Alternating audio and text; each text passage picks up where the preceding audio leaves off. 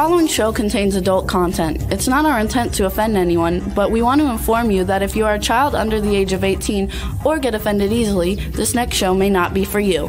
The content, opinions, and subject matter of these shows are solely the choice of your show hosts and their guests, and not those of the Entertainment Network or any affiliated stations. Any comments or inquiries should be directed to those show hosts. Thank you for listening.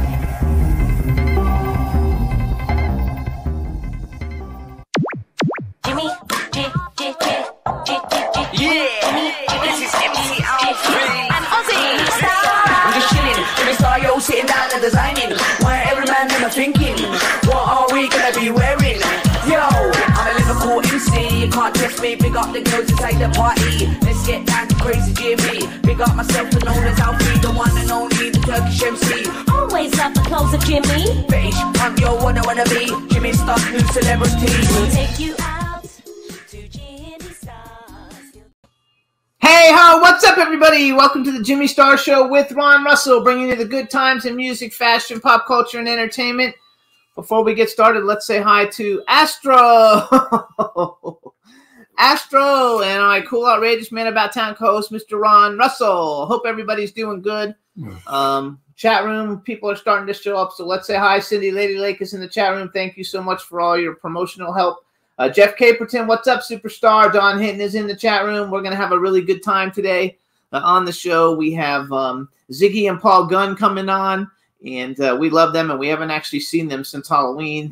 And then we have Paul C. Hemies coming on, and so it should be a fun show, and I'm looking forward to it. And we had are you going to tell them about Astro or no? Yeah, well, it's not a secret. Astro had his teeth pulled out.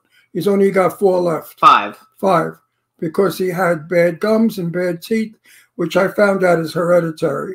So his parents must have had rotten mouth. But he's healthy and happy, and we had him cut down, so now he lost all his beautiful hair, and he looks like a rodent, but we love him just the same. So he had 24 teeth, and now he has 5.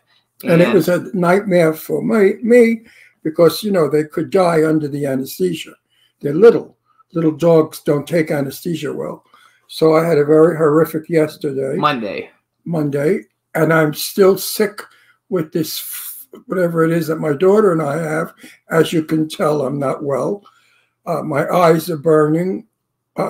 My nose is stuffed. I'm dizzy. And we found out from some people that Jimmy saw last night at dinner, they have the same thing. They're dizzy. And they said it's because of the dust. In the desert. The desert's full of dust. Oh, so what am I going to do? I have to suffer the season out until whatever. So Jeff says they had to do the same thing with their Bichon, Roxy. They had to get the teeth taken out, and we were a nervous wreck on Monday. We're so happy he came out happy and healthy and wonderful and beautiful. And his hair will grow back soon. And speaking of hair, if I had eyelashes and earrings on now, I could be doing drag. I mean, this is like a woman's hairdo. You could be B. Arthur. No, you know how many women would kill to have my hair? Because all they do is get out of the shower, go like that, and they have a hairdo. Look at this. It's a beautiful hairdo. I used to do this hairdo when I was a hairdresser. A little fuller on the top, you know, tease it up a little. But picture now with earrings. I mean, I could look like an ugly woman.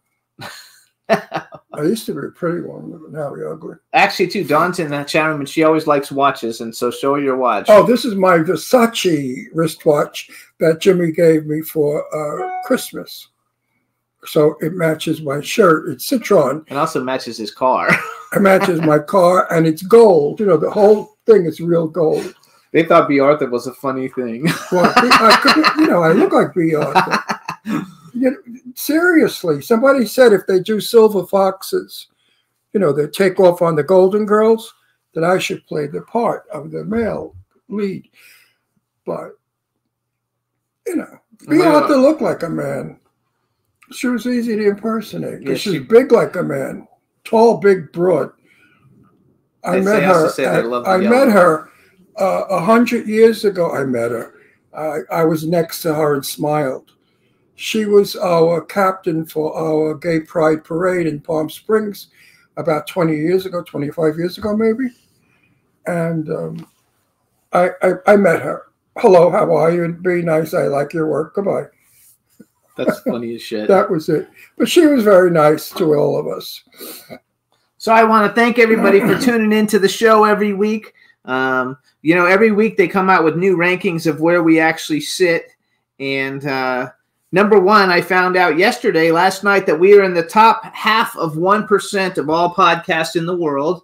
And it says, according to this thing online that I Googled and found, there are almost 3.3 million podcasts, and we're in the top half of 1%, which is really cool. What does that mean? It means out of 3 million, you're in like the top. I don't know what's the half of one. What's 1% of 3 million? 3 million is like you're. I have no idea what they talk about. Anyway, you're in the top podcast in the world, number one. I'm I'm the best in the world. Screw them. Okay, you can be the best in the world, and then I took another picture. Hold on, where'd it go? Here we go. And so right now, you guys were number 17 in the United States, number 9 in Great Britain for TV and film podcasts. We're number 233 overall. We're also charting in Canada and Germany. So this week we're only charting in 5 places, but our numbers went up, and we're right behind. What number did I say we are? We are. This is boring. No, it's not boring. We're number 9. So cares. What's the guy? What's the famous British guy? TV host? Graham Norton. So we're only 8 spots behind Graham Norton, you guys, which is pretty big since he's like one of the biggest talk show hosts. Nobody's interested in this bullshit. It's like you're watching television and they say Biden is 12 and Trump is 40. All that garbage. Who cares? They're all fixed phonies and liars anyway. Whoever becomes president.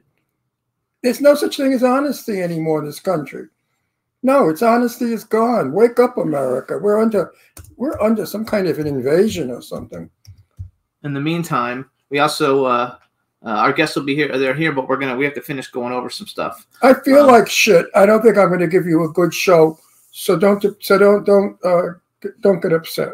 Nobody's going to get. Look what I look like. I look like an old lady. That's okay. So fluff your hair a little. My hair's very curly. If I do this, look what I want. Yeah, that's good. Okay, look do that. What I wind up with. I mean, forget it. Look at it. I look like a mad scientist. I should wear my hair. They say we look like an Easter basket because I've got pink and green glasses on. But I should wear my hair like this when I make that movie, Red River. If I decide to play the professor. You could be a mad professor. The scientist, if I put glasses on now with this, I could look like a wild scientist. Now you made me look like a jerk. No, you look fabulous. Get out of here, Jimmy. Fabulous. This looks. You remember those dolls you used to put in the car years ago? Yeah, the Ziggy dolls. Who? Ziggy dolls. I don't know what else they call. We call them Ziggy dolls. No, they were little, Nebusha. Like trolls. They were like little troll dolls with big hair. Yeah, troll dolls, Nebusha dolls. That's what I look like. Look like a Nebusha. Cindy says she loves the hair. Look. Jeff Caperson says you look like Ron Einstein. Ron Einstein. I mean, really. Let's see what we could do with it. So in the meantime, you guys, thanks for tuning in. You can hear us on Apple Podcasts, iHeartRadio, SoundCloud, iTunes, Spotify, Amazon Music, YouTube, Google Podcasts, Radio Public, TuneIn, Pandora, and Amazon Prime. Those are the main ones. We're on 160 other ones. And we appreciate everybody listening. And if you're going to listen to us on Apple Podcasts, because that's the best one for us. It really helps us out a lot. And we do have 2 fun guests coming on. Yes, and I thought the interview with what's-her-face, Kind there. Rosalind Kind was a wonderful interview. Was one of my favorite that I enjoyed doing. It only got like how many? We only got 1 million plays so far. 1 million plays. I'm surprised it only got 1 million plays. That's like, well, we have to wait till the end of the month to get all the. But I hate all these things that we have to have. Why do we have to have all these polls for this is that and the other? What are we, a nut country now? Now we're a country of polls? No, it's not polls. Yeah, New York has got 20% of this. The other one has 30%. Everything is a percentage. Well, you want to find out how popular you are to get guests, you have to be popular. And so. No, but I don't need some jerky organization to find out how popular I am. It's not a jerky organization. You know how popular you are by your fan mail. Oh, yeah. Why are you laughing? Well, I get tons of fan mail. Well, the way they actually said they liked her a lot last week. They loved her last week. So who knows? You don't get any fan mail, but I get fan mail. I do get fan mail, but it's not on Facebook. It's in other places because I'm not that popular on Facebook. No, you're not. I'm popular in other places. I'm very popular on Facebook. I've got 5,000 followers consistently. It's okay. If somebody leaves, there's always somebody jumping in. Yeah, I have a list a mile long of people who want to be my friend on Facebook. That's good. Because I'm nice. I'm nice too. You're not on Facebook. Yeah, I am. Yeah, you're a greedy little. I only have 3,000. You're a greedy communist. Oh yeah, right. Anyway, oh, I look like shit. I feel like shit. I should really go get a mask. Can I do the show with a Halloween mask? No, you can't do the show. You're fine. Hey, you know what? The fact that the show must go on and that you're here, that's all that matters. I'm not here. My body's here, but my mind just left. That's okay. So we're gonna bring on our first guests, and Is that my Ziggy? Bring him in, Ziggy Maybe and Paul. Ziggy, yeah, Paul's all right, but Ziggy's my honey. There's my honey. Look at her, look like a 1950s glamour pot. Look at you! I hate you. Look at you. You're gorgeous. You know what, Ron? No, get out of here, Paul. We don't care about you. I'm turning you up. He's turning you up. Sit down, Paul. You guys look fabulous, by the way. Who cares about Paul? Ron, I looked up Jane Russell's looks, and this was one of her iconic looks. Oh, yeah, absolutely. Absolutely. So I'm Ziggy Russell today. That was her, the opening, not opening, that was her dance when she did that in the Bob Hope film. Did you hear what she said? I'm Ziggy Russell today. Yeah, she looks like Jane Russell if she had dark hair. Yeah. And he looks like the boy. We don't like him anymore. Ziggy, you know why I'm not happy with him. Why? She knows why. I'm like Ziggy's mother. I'm Ziggy's father because they're not and married, mother. probably. I'm Ziggy's father and mother, and I watch over my girl, and I say to my girl, "Don't you dare be a mattress for anybody." If there's no ring, there's no ding-a-ling. Say hi. So first of all, let's do it. Meanwhile, you look gorgeous, Paul. Oh, thank you. I just threw this stuff on. You look great. You look We usually always see you naked. Nice to see you. All right, everybody. Now we want to welcome to the Jimmy Star Show with Ron Russell. Actors, directors, producers. They're like basically performers in the industry. They do everything. They're fantastic. Welcome, Ziggy and Paul Gunn. Welcome back. And they're very special people in my life. We love you so very much. Thank you for having us here. Thank you. You guys rock. Here we go. So we actually haven't seen you guys since Halloween. Since the Halloween at Madame Tussauds. I know you guys have tons of cool stuff going on because I talked to this guy. He follows me on TikTok, and now I don't remember his name, but he's got a movie, Smile Maker, and so he asked if he could call me and talk to me, and I said yes, and he said that that you guys were in that somehow a part of the film. Are you still? Maybe not. Mikey, right? Mikey. Yes. Okay, Mikey. we'll give a shout out to him because he's really cool. Yeah, Mikey. Oh, does that mean you're not involved with it anymore? What's that? Does that mean you're not involved with it anymore? No. Yeah. Mikey is still awesome. Shout out to him too. You know, but we are forming our own production company and teaming up with Chris Ross Leon. And, yes. Jack Fela, and we're making our own movies. So. And you're going to be a director. Yes. Yes. Congratulations. That's actually why I was bringing it up, is because I thought you were directing that. So you're going to direct something else that'll be better. And and Paul will be in it. And I'm probably excited for you guys to start doing your own projects. I think that's fantastic. Oh yeah, it's way past due time. So we've been doing some writing, and gosh, Chris has like 40 scripts, and I know you guys have a lot of scripts too. Maybe we'll take a look at yours. Yeah. And we have a ton. We have so much work ahead that I don't know when it's going to start.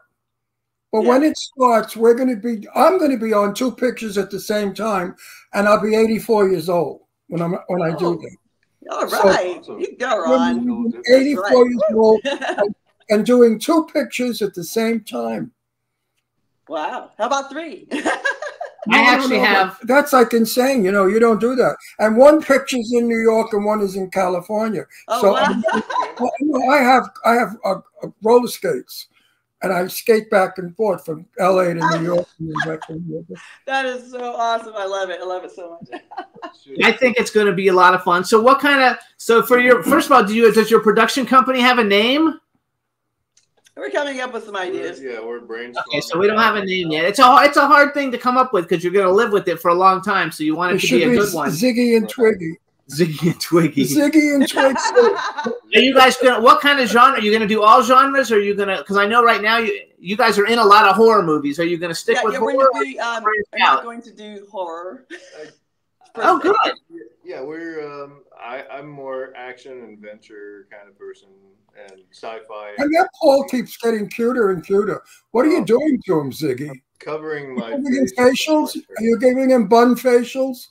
Lots of facials. That's it. Bun facials. Do you know what a mouth hug is? No. Actually, he said a bun facial. Yeah, a bun facial. You know buns? Like sitting on his face. Sitting on his face. Years ago, that's my regular position. When I was a young fellow, we used to say that when we wanted to be mean. We'd say, "Come over here, let me sit on your face." And that man shut up. I'll start using that. Ziggy, Paul, how do you put up with Ziggs? She's so crazy and wild and fabulous. Take a deep breath and just embrace what's coming. Somewhere in there, there's stuff to laugh. You're so serious and quiet and sensible, and she's. You don't know him very well. Yeah, I don't think he's serious. It just depends. Listen, nobody could be like Zig. Bring out his fun side. Yeah. Joanna has a personality that goes beyond personalities. Company. If I know I'm going to be in her company, you know how excited I get, because I know I'm going to have fun. Because she's up.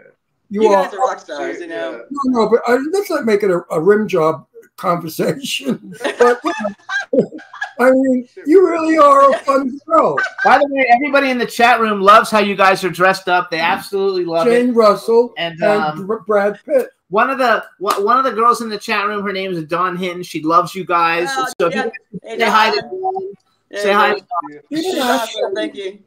She loves you guys. When I put up the thing yesterday, you were coming on. She got all excited. She sends me messages on Instagram. Oh my God, that's so great. The thing I love most about the blonde, my tomato, I haven't got it. The thing I love most about the tomato is she grabs life by the balls, and Paul's also. But balls is my favorite word. Balls is her favorite word. Just shaking his head quietly. No, and she makes the best out of everything. Do you ever have a depressed moment, Joanne? Oh, you know, everyone has those moments, but I like to wake up singing and dancing, and it just makes the whole day fantastic. So I think everybody should do that. I think you should write a book, seriously, on how to be happy. Because you are, even if you're not happy, you trick yourself into thinking you're happy. I studied a lot of psychology, and happiness is a choice. You know, you can actually choose to be happy and do what you love and be around the people that you love. And the older you get, the more important that is to, you know, only work with the people that you want to work with and that treat you right. The others can go fly hot, you know. Well, sometimes you have to work with people you hate, but you for the sake of the movie, you smile. That's why we're doing our own, and we're just bringing the people we want to work with, and we'd so love to have you guys involved. That we would be so honored, honestly. I know it's like fun. I like the fact that you guys want to do different genres. So, Paul, do you know how to do sword work? Have you ever worked with swords? Because I've seen pictures of you with swords. I was in a medieval stunt show in Vegas for about 12 years. And then I had to learn sword fighting there. And then when I moved to Los Angeles from Vegas, the first show I got in LA at that time was the Pirates Dinner Adventure Show. So you can do That's who you look like. So, well, I'm sitting here since the show opened and thinking, who do you look like? And you look like him. I look like him. The guy with the earplug. That doesn't Johnny like Depp. Johnny Depp. You look like Johnny Depp when he does that pirate film. Oh, yeah. Doesn't he look like Johnny Depp? Oh, You it's the facial hair. Yeah, I see. Maybe. Yeah, You really look. Everybody out there that's watching, if he doesn't look like Johnny Depp, yell "fuck you." I don't think he looks like Johnny Depp. I think he looks. I think he Yes, looks. on the type. Oh no, On I the think type. he looks like Johnny Depp in that movie. Yeah. You know, Johnny Depp doesn't like to memorize scripts. You know that. Oh He yeah. hates it. He doesn't even read them. He just goes on the set, and they have an earplug, and they give him his lines, like I do. Yeah, that's what they do to a lot of the. That's what I do now. I'm so wonderful on the set. I could do 37 pages nonstop without one Fantastic. mistake I love it. because I'm listening, so I can't screw up. But if I didn't have the earplug, I'm in one movie with Joe Kelly. I couldn't get the. They're in it. I don't think Ziggy's in it, but you're in Clown Motel too. Paul's in it. Yeah. Paul's in it. And That was, I in my scene, I'm General Milan, and the line was something about what were they bits? What were they called? Oh, Bitcoins. Bitcoins. Oh. I had never heard the word Bitcoin in my He life. couldn't figure it out. He couldn't And remember I it. didn't know what it was, and I couldn't remember that goddamn word for the life.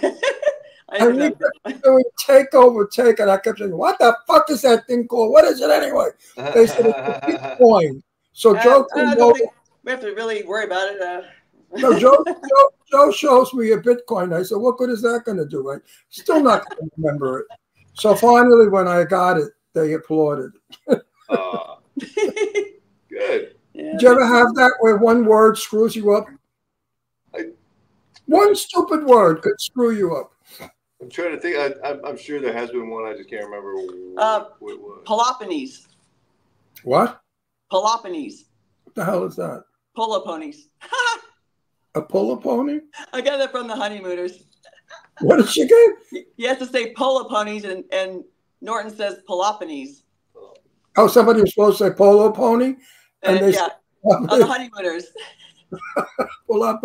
And he says Peloponnese is like, Peloponnese. So it's polo ponies. So yeah, there you go. No, I've heard other actors say winners. I mean, really humdingers. Who was it that was something about they thought they said hoard? They called her a whore. Hoarder. A hoarder. A hoarder. They called, for some reason, they said, "Oh, you're a hoarder." And she thought they said, "You're a whore." Well, she said, she said, "I'm not a whore." I'm a hoarder.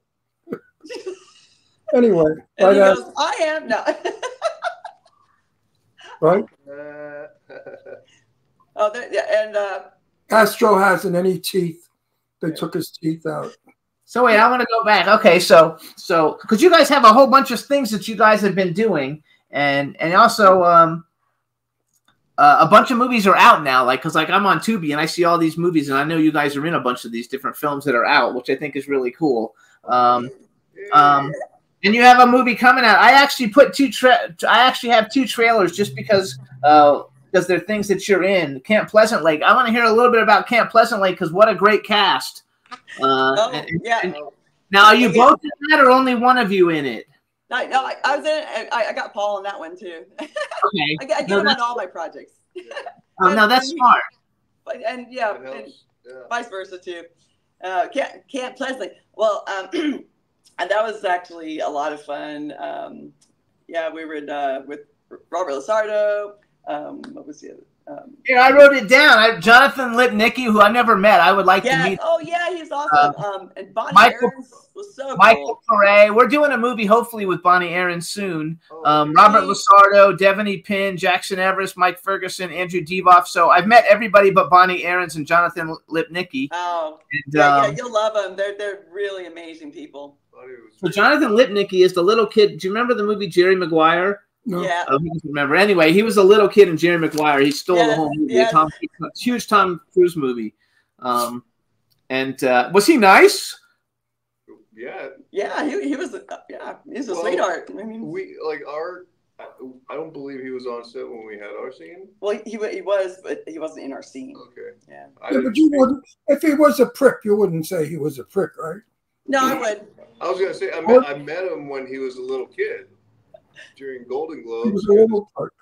In the late '90s, I was here dancing and learning shows for Princess Cruise Lines, and all the dancers found out about where the Golden Globes were taking place. So we all got dressed and took a cab over there and just Rated it. yeah walked in as if we knew where we're going and what we're doing. And it was the gal was just kind of letting out. And first Brad Pitt comes up, and I'm like frozen, just going, "Oh my God, that's Brad Pitt! I think that's Brad Pitt.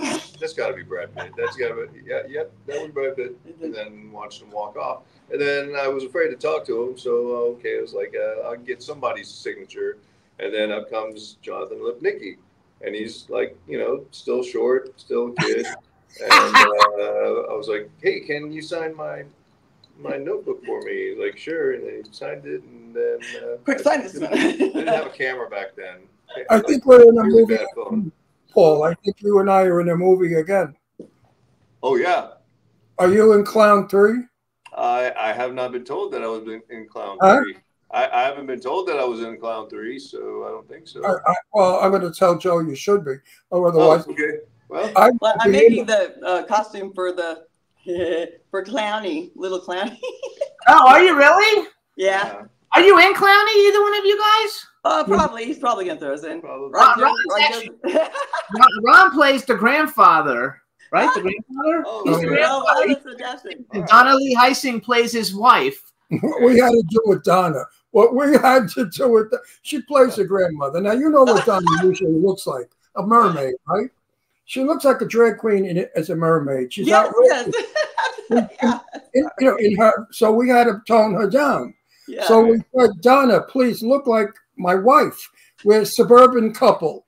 You can't come like your dress. We're just a little ordinary, little man and woman." So she comes in a mini dress with a white fox. She still looked like a Hollywood hooker or a glamour girl. So I looked at her. I said, "Could we somehow make this less?" And she fixed her hair like normal, sort of, like a little old lady-ish. And I think she was very uncomfortable with looking normal. But I said, "Now you look like you might be my wife." People can imagine now that I'm some like mafia guy, and I picked up this tomato, and I married her. Like a Jane Russell. Changed the whole demeanor of the movie. But what do you expect from Donna? Housewife? Oh, how was the rest of the shoot? That's like asking Ziggy to be in a movie and to play my wife. I mean, how could I'm a woman of 1,001 faces because I want a one-up Lon Chaney. I know, but you would be unhappy. We'd have to dress you down. Oh no, I played a scientist recently where I look totally different, and I love transforming myself to look totally different so no one recognizes me. Then I've succeeded. So really, yeah, like 1,001 faces. I think I'm getting close now. So yeah, but Donna wasn't happy with looking sort of. Her tits weren't out, and she and she, I know she was very unhappy about. You want the tits to be out, because she has balls out, tits out. I love that. I love that. I would work with Donna again. She won't work with me because I almost made her pee in her pants. Oh, she will. Oh my gosh! We're in the car. She loves you. We are. We're in the car, and I'm driving. The roads are icy. We just left my son's house. and suddenly the brake on my car jammed or something, and my car was out of control. So now what do? I make my car go out of control. Joe Kelly is in the back with the camera screaming. She's screaming hysterically because she's terrified. They all think the car's going to crash because I made wheelies, you know, did two-wheel. So finally, when it was over, Donna said, I think I peed myself. I said, okay. She said, you're crazy. You tried to kill us. I said, I didn't try to kill us, but the camera's behind me. The car's going out of control. What do you want me to do?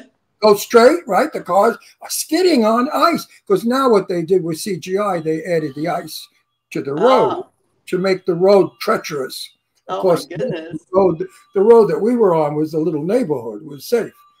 So, but she was scared stiff. So I was in the back seat of the car, and I get car sick very easily. Throw it up.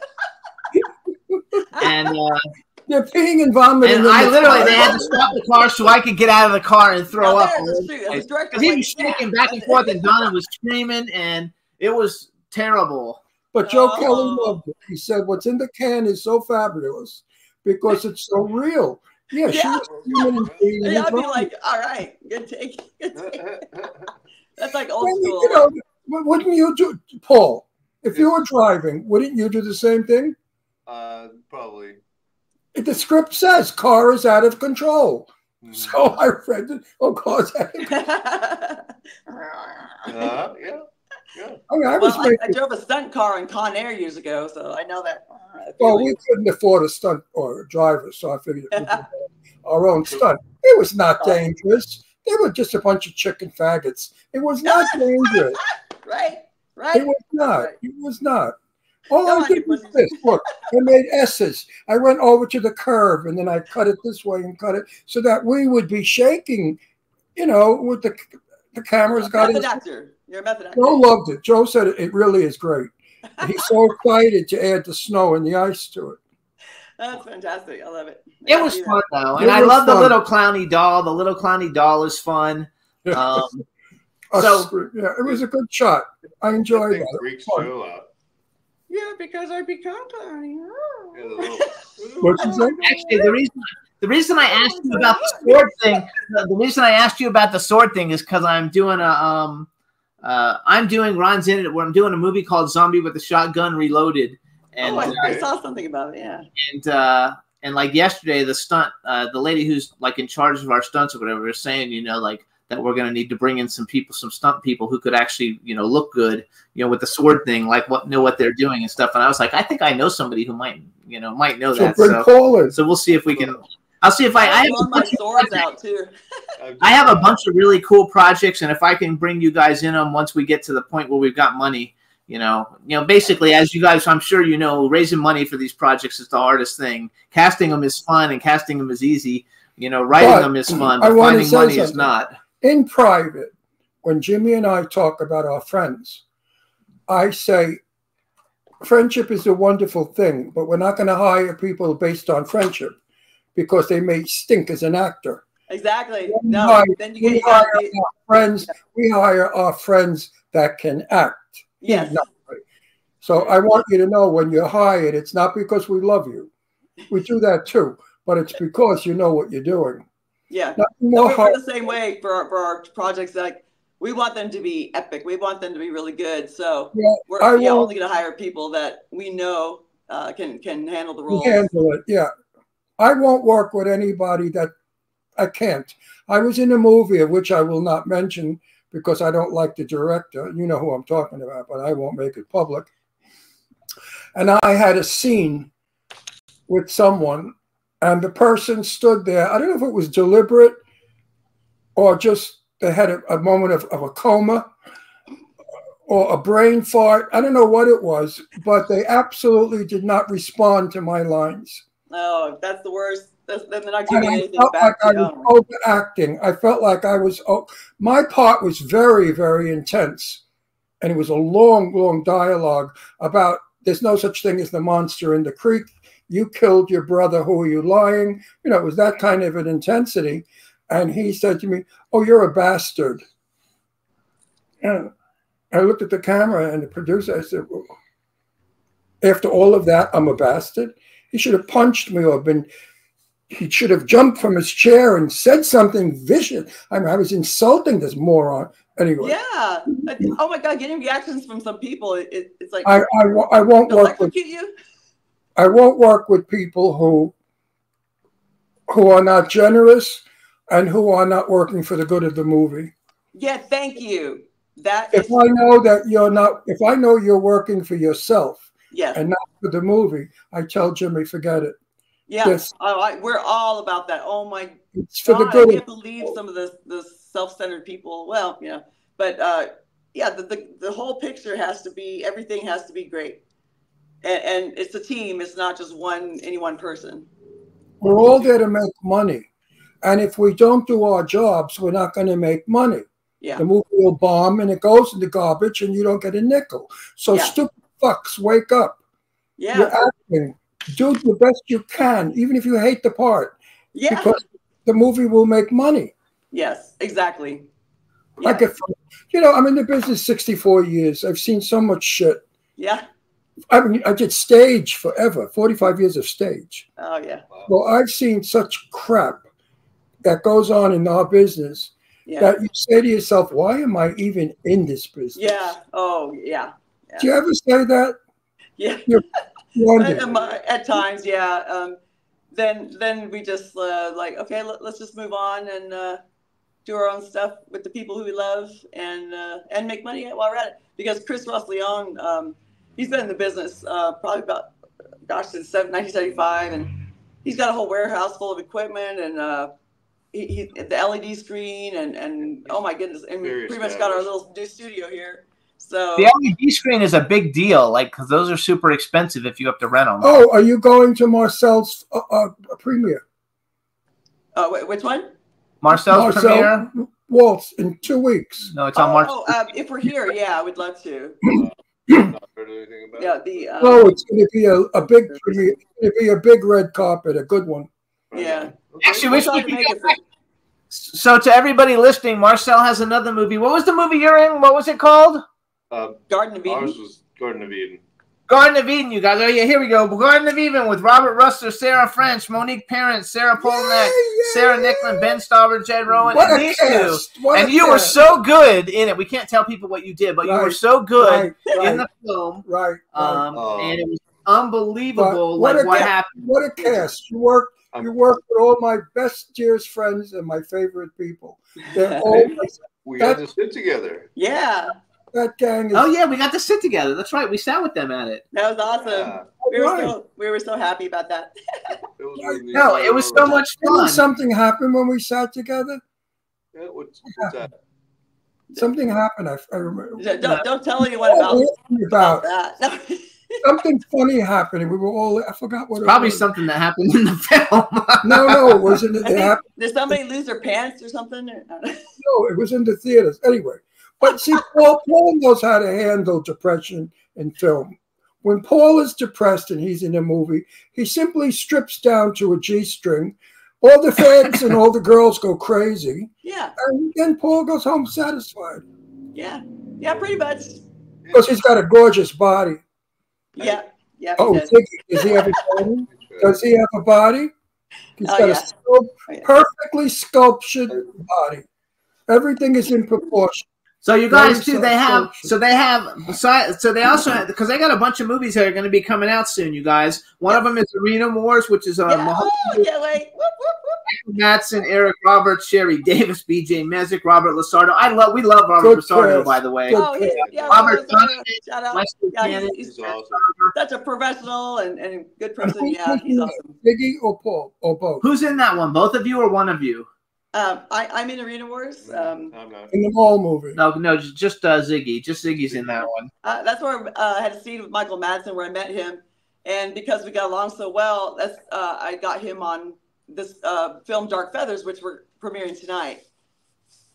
Yeah, which is so cool. Actually, you look so beautiful today, Zig. Oh, really? I think I like what you did with your lips. Your lips look very Jane Russell. They do. I tried to emulate a little bit of her makeup. So that was just for you, You Ron. do. 'cause I love the makeup. You look good gorgeous. friends with her. You look like a 1955 movie star. I love that look. That's why, yeah, this is for you, Ron. Yeah, because I know Well, because I was there. Jane Russell was your good friend for both of you, actually. Not me. I didn't know her. He knew her. Jimmy regrets not. I wish meeting I her. knew her. You didn't? Oh, wow. I wish I did. I wish I knew her. She passed away. I know. Oh, Actually, we Joe love you, Kelly. Jane. Joe Kelly just joined us in the chat room. Say hi to Joe Kelly, Hey, everybody. Joe. Hey, We're talking about your movie. So actually, tonight you guys have a movie premiere with a Michael Madsen movie, right? And Karina Smirnoff. Yeah, it's the one I got Michael Madsen the gig. I want that on my tombstone. Well, actually, I wanted to be shot in space, so right on my capsule, whatever. I got Michael Madsen the gig, a job, and I got Paul on that one too. And we danced together in it, and it just won a Best Asian Film at the Chandler Film Festival, which we went to. And it's winning a bunch of awards. Karina Smirnoff, isn't she with Dancing with the Stars? Yeah. So her and Jill Marini had danced a tango on there years ago, and I'm a ballroom champion myself, so that's why the film was it's so interesting, combining ballroom dancing and martial arts. And Michael Madsen wore a kimono. Can you ballroom dance, Paul? Can you ballroom dance? I can in a pinch. I started to teach him a little bit. Yeah. Paul. I did performance stuff like ballet and jazz and stuff. Paul, I'm going to do something right now. Okay. That is so outrageous and so wrong, and so you should never do this. But I don't give a shit. I'm going to do it. Joe Kelly, is Paul in Clown 3? Yeah. And if he's not, you better put him in, or I'm not going to be in it. And if you lose General Milan, you lose the movie. Yeah, throw me in too. I want to be like some really weird monster. And Ziggy has to be. He didn't answer, but he said hi to everybody. That's cool. I'm in charge of He carrying didn't the petty cash every day. Joe does not commit to any woman or anything. Hang on, you guys. Besides, okay, so then what's the name of the movie that's playing tonight at the Hollywood Real Independent Film Festival? What's the name of the movie? Dark Feathers. Dark Feathers, you guys. Oh, okay. 9:30. And who's in that? Karina Smirnoff, Michael Madsen. That's the one. I got Michael Madsen. He plays the head of the Japanese mafia. We had to get somebody like in a day because Stacey Keats was supposed to play that part. Oh my God! So one day notice, got Michael Madsen on, and he goes, I never worn a kimono before, and he's looking at himself. Yeah. Now, Michael Madsen, is he Virginia's brother? Virginia Madsen. Yes. Actually, we went to a film festival in New Jersey, and he was the star of the film that we went to, and he's a phenomenal actor. I remember. He's so real and down to earth. We just love him. He's awesome. His sister is a wonderful actress. Virginia is incredible. Oh yeah, she is too. I love her work. Have you guys met Virginia before? We've never met her, but we love her. No, I haven't met her yet, but I'd love to. I'd love to work with Virginia. She's on Jimmy's invite list to a movie. Jimmy wants her in a movie. Yeah, I want to get her in something just because I want to work with her. Right. Yeah, that'd be awesome. Gosh. Well, wait, what are some of your of all the movies that you guys have been in together? What are some of the ones you like the best that we should tell people to see, or if they're not out yet, to look forward to when they're coming out? What are some of the films that you guys are in together, and then we can talk about ones you're in that you like that you're not in together. Okay. Actually, Desert Fiends was fun. Yeah, Desert Fiends was fun. Desert Fiends was. We did this. We did like spandex out because John Phillips wanted this like 80s vibe. So we got all spandex out, and I kind of did a labyrinth hair and makeup, and it was hilarious. So we did some adagio. He lifted me, did some dancing, and then like the security run us off stage. It was hilarious. We had so much fun with it. That's a Sean Phillips film, right? That's a Sean. Yeah. Actually, Desert Fiends, you guys. Eric Roberts, Bai Ling, Michael Pere, Scout Taylor Compton, Spencer Breslin, Eileen Dietz, William McNamara, Tom Arnold, Robert Lasardo, Lisa Wilcox. 90% of those people have been on the show. All right. That's a good one. And And yeah, that's congrats on you guys. Like so what's a film that you've been in, Paul? What's one of your favorite films that you've been in that Ziggy's not in? Gosh. Well, I think Ziggy was in Attack of the Unknown with me, and I had like a pretty substantial part there. I didn't die until like halfway through the movie. So. That was good. And then I played a heavy-handed torturer guy that works for the boss of this. I don't know that he's got some scam. I saw Attack of the Unknown's on Tubi. Didn't we just see Paul in a major movie? Oh no, we didn't. We just watched his little clip. No, but didn't we watch a movie? And I said, "Oh my God, there's Paul." It was a major film. It was a big film with a big name. It might have been Bullet Train. Oh, I saw Bullet Train. Brad Pitt in Bullet Train.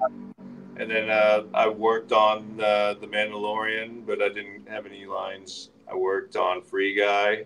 That's funny. Oh, we saw Free Guy. This was like a major movie. You know, no, those are all major. A real Hollywood, not the shit that we do. A real Hollywood movie. Yeah, something out there. Those are all big movies. Or maybe it was the Brad Pitt movie. But you didn't want to watch it. We started I watched the Brad Pitt movie. We started it, and it was like too confusing. Didn't really like the concept of it. Oh yeah, okay. I'm wanting to see a movie that's a story. Okay, yeah. You know, I'm missing stories. Today it's all bim bang, beat each other up. We totally agree. That's what we want to do, is like really interesting. Give the CGI people fortunes of money. Actors are not necessary. All you have to do is learn how to karate, kick people around like Jason does. Jason Statham. Right. I love Jason Statham. You know why? Because he's the only guy in the room that beats up 42 people at the same time. That's awesome. And I just think that's so fabulous how he gets away with it. And today, he's one of the highest paid people in Hollywood. Really? He's a nice guy. He makes a lot of money. Mm-hmm. Okay, yeah. He's a regular guy. He's not a snob or a bull. I've never met him, but I will one day. I like him. Yeah, that's awesome. So wait, Ziggy, what's one of your favorite films that you've been in that Paul might not have been in?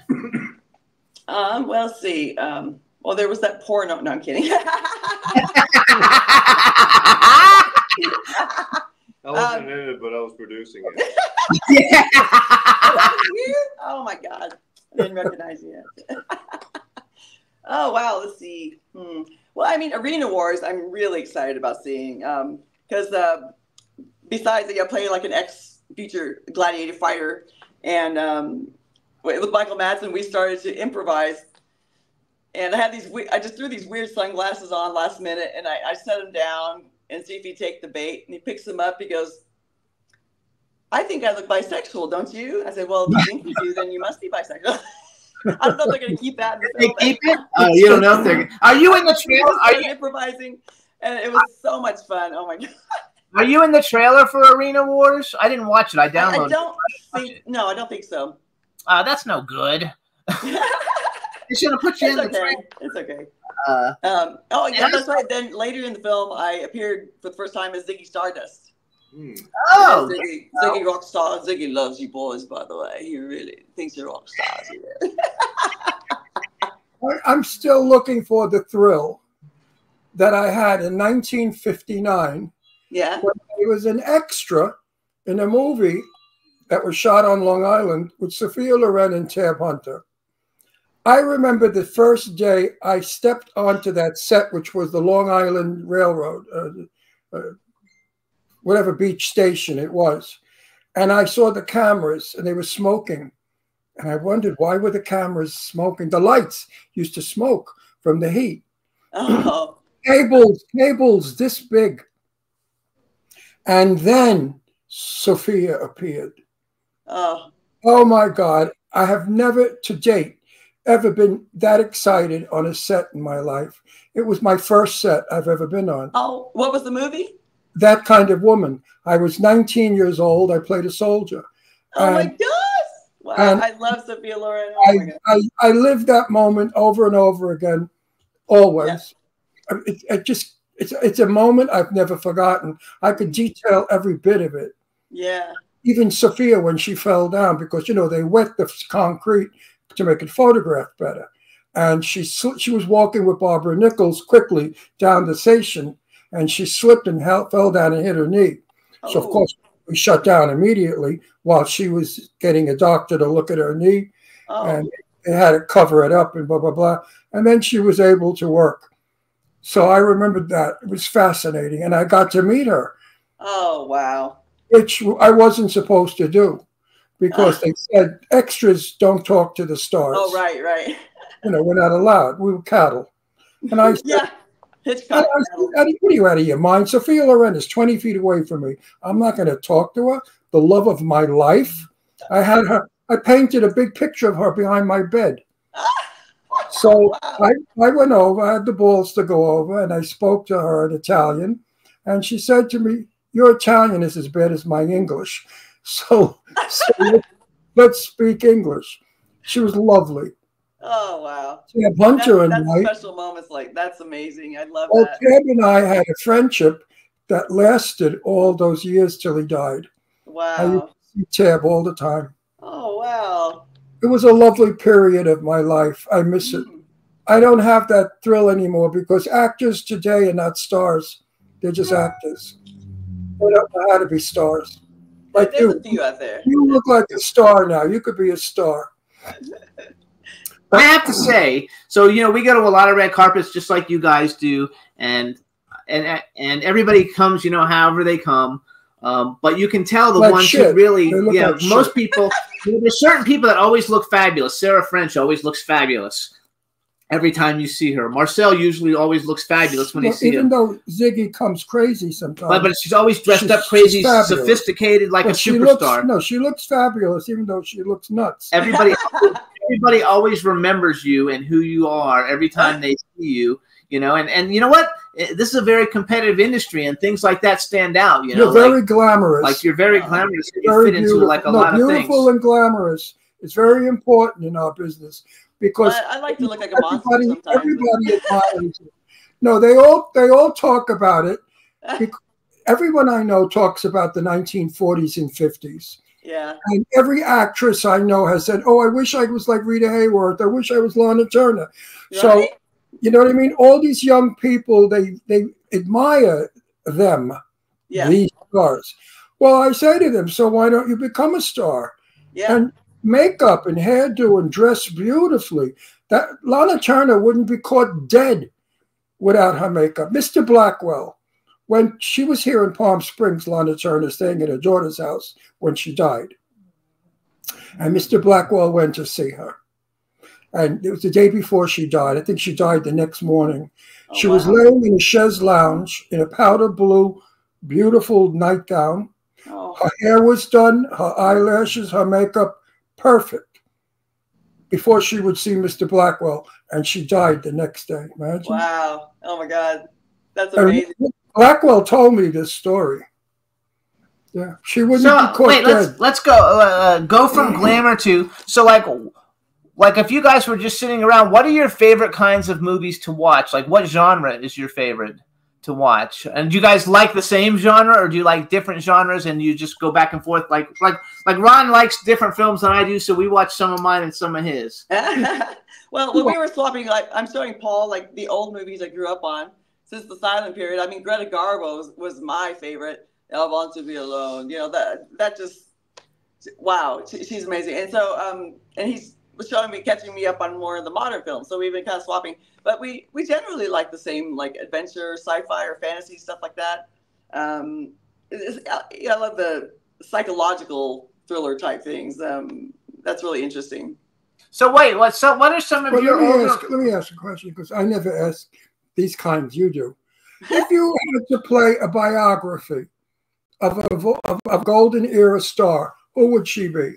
Greta Garbo. Garbo. Yeah. She was beautiful. The face. So what about Paul then? Like, so I don't know if you know enough of the golden era of people like. But if you were gonna be play the what? Who would you want to play? Or Joanna? Who do you think? Ziggy? Who do you think he would play? No, let Paul answer. He doesn't watch enough of them, I don't think. The actor that you. Well, I would like to play somebody like Rudolph Valentino. There you go. And you could have. That's one of my favorites. Or for me. Asian, Yeah. I get recognized a lot for looking like an actor named Toshiro Mifune, who is he was Legends of the Seven Samurai. Yeah, I know who he is. Yojimbe, and yeah, he was like Akira Kurosawa's main guy. Had I never could figure out what you were, when I met you, and of course I didn't ask you. I'm still trying to figure it out. Or aliens. No, you could look Spanish. Okay. You could look you could look Turkish. You could look Armenian. You could look yeah.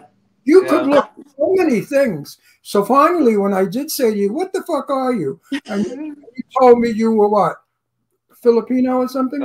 I'm Thai. Thai. It's my favorite food. From Taiwan. No, Thailand.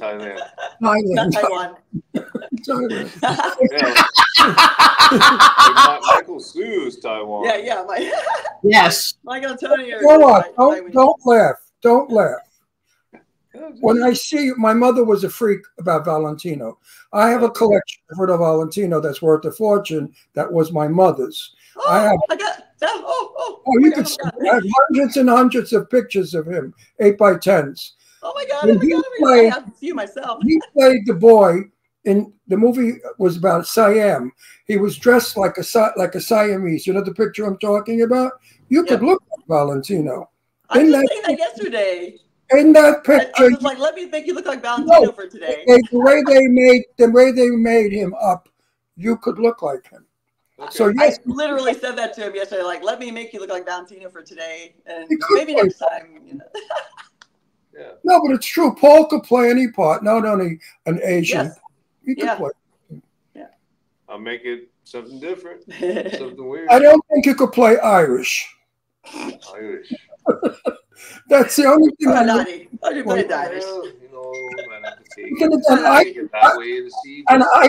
couldn't play Irish either. I can play Irish. You could play anything. Yeah, dude. So wait, so let's go. What are some of your favorite like action sci-fi type movies? Like what are some of the ones you really like a lot? Well, I mean, Bullet Train is one of my favorite right now. I have to watch it again and give it another shot. Okay. I love the soundtrack. I love how they. I don't know. It just to me is very well done, and there's the comedic parts in it, and yeah, I don't know. It's just I like that a lot. So what about you, Paul? Though, what action movies do you like a lot? Like I like the car movies. Like for me, I like the Fast and the Furious movies a lot. Yeah, Okay. those are good. Yeah. Ron watches them because Jason Statham's in it, but I actually did the costume design for the second one. Oh wow! Oh my God, that's fantastic. Everybody except for Vin Diesel's not in that one, so you didn't get to meet him. But I worked with everybody on it. It was a blast. Since then, I've always loved those Fast and Furious movies, so I watch all. So for me, action movies I like them. My sci-fi movies that I'm pretty much like. I'm a big Harry Potter fan. Like I've seen the Harry Potter movie. I like Twilight. I know it's dumb and vampires don't glitter, but like I love the Twilight movies. And we are getting ready to work on a movie that's not everybody's not cast yet. So when we have open castings, I'll like getting back. But it's a big trilogy. It's a trilogy called Psionic Rush, and it's basically Harry Potter meets Underworld kind of movie. Okay. Oh my God, big. Really fascinating. Guess who plays the Underworld? No, it's a big cast. Well, if they need a mafioso, they call Ron Russell right away. No, not Underworld. Yeah. Underworld's a vampire movie and werewolves. It's vampire, werewolves, and Harry Potter mixed together. And I have to ask Ziggy a question. Paul gets very uncomfortable when I ask these questions. Ziggy Russell. Paul starts to sweat.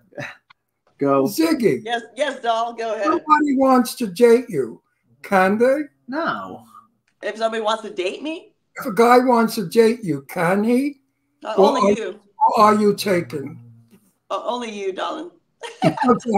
Check that those two got it down to a science. No, they're a couple now. The first No, time I they don't came know on, they Yes, No, I don't know. no, they do. The first time they come on, they didn't tell us they were a couple. The second time, one of them told us they were a couple. So now it's out to the I don't world. see a friendship ring. Something. Oh, I actually do have one underneath the glove, but Yeah. Mine I don't wear on my fingers. She's such a He doesn't wear his on his fingers. That's so funny because I was Lucky thinking Ziggy. that. I was Lucky actually big thinking ring. that. I was actually thinking that, and I was like, "Oh, I can't say that," but you said it, so it's fine.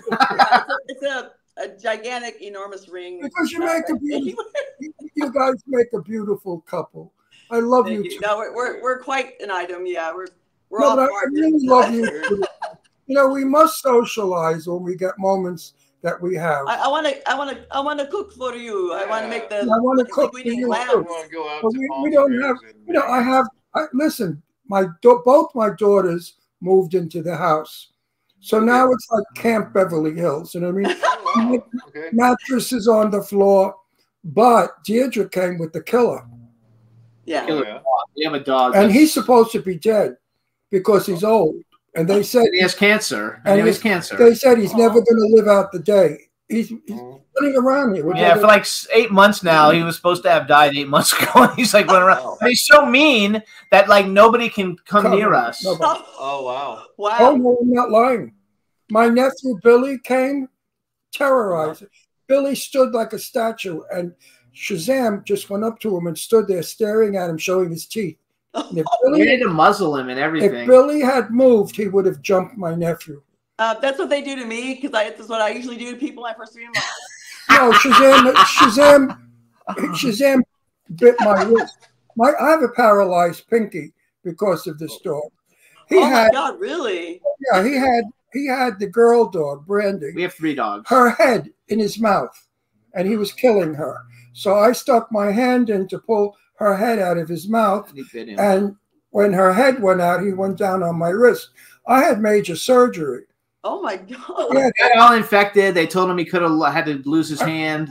yeah, all kinds of I stuff almost from it. lost my hand from him. So we love the dog, but we're also, hoping that, he goes to Rainbow Bridge sometime soon because Just do one, and he's like, oh. can't bring anybody into the house. I mean, the son of a bitch is dying, but Yeah. yet if somebody comes to the door like a UPS man, he jumps up like a teenager.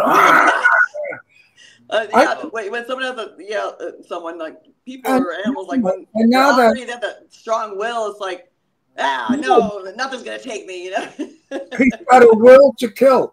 Now, Astro went to the vet. Another little one, Astro. Went to the vet 2 days Astro. ago, and the vet said she's amazed that Shazam is still alive. She said, She's "That's the all one right." I don't get it. That he wasn't going to make it much. He wouldn't live much longer. So that's our problem. Now, Yeah, okay. we can lock him outside, but I don't want to do that to him because he's old. You know what I mean? I don't want him to be uncomfortable. We'll come to LA though one day, and So we'll just go I out don't to have eat. people in my house now because I got the 2 daughters here. It's like drag queens live here now. Bras are all over. Eyelashes, bras, hair pieces, dryers, stones.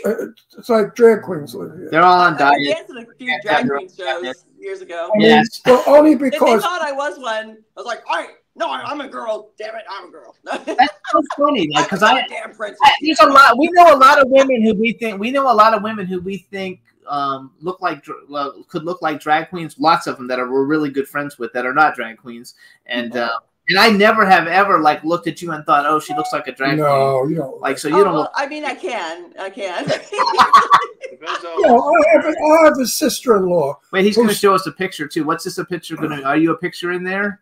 Oh, Oh, this is his Chippendales Let calendar. me see. Girls, look at that was that. Oh my God! Look how gorgeous. Look at That that. was my page. That's now what calendar? Whose calendar is that? What are you like? And, 12 years old? You're 12 years Here's old? the front. Oh, there you go. I love it. Like, oops, don't go to Hey, the that's centerfold. like, Oops. What? Did you ever show your wig? That's yeah, I can show that to my grandkids and everything. Mama, did you ever take off all your It's a Chippendales calendar, though. I didn't know you were an actual Chippendale, though. That's cool as shit. It's Did you ever do frontal? it's good fun. Did you ever? He wants to know if you ever showed your wang anywhere. Did you ever do frontal? Yeah, like privately, you know. Nothing where cameras were involved. No, they said to me, Ron Russell, would you do frontal? I said yes, with a cinemascope lens. Right? Yes, thank you. It's a personal question for everybody. It was a joke. It didn't go well, but it was a joke. Wait a second. So, give me a bucket Wait, I list. want to get back to the Because we only have romance. 5 minutes. I don't. Oh, I want to get back to the romance. We want to talk about another premiere of Lucille. I invited you guys next week. And that's actually in Las Vegas. So Kane Bluss and Candace and the cast of that was really amazing. You know, Ronnie Ladanos and oh gosh, we love so much Ronnie. fun. Oh, Ronnie.